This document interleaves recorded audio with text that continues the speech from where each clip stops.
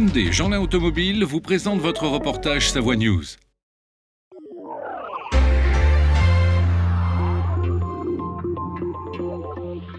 Il y a plein de robots, donc du coup, on apprend à les manier et il y a des expériences, donc c'est génial. Et j'aime bien aussi la petite lune. C'est des trucs qu'on découvre parce qu'on n'y est jamais allé, donc du coup, ça nous apprend beaucoup de choses.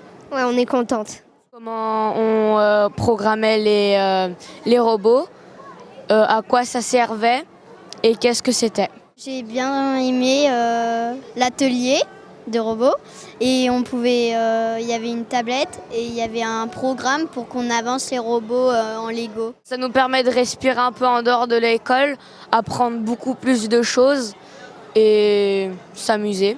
L'intérêt, c'est un petit peu de démocratiser tout ce qui est science et puis également de voir, de faire des expériences, donc d'aborder des principes mais à travers des choses un peu plus ludiques. On propose des expériences scientifiques aux enfants, notamment des expériences sur l'eau et sur la matière.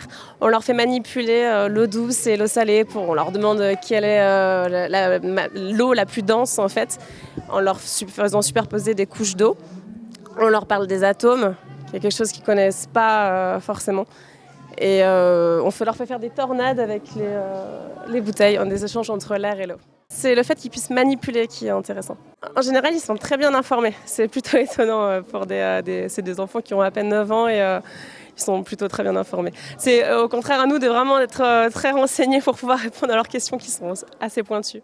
Le but de cette cabane, c'est d'essayer de rendre visible ce qui n'est pas visible dans nos usages numériques et de se poser la question de la pollution qui est générée par nos usages d'Internet.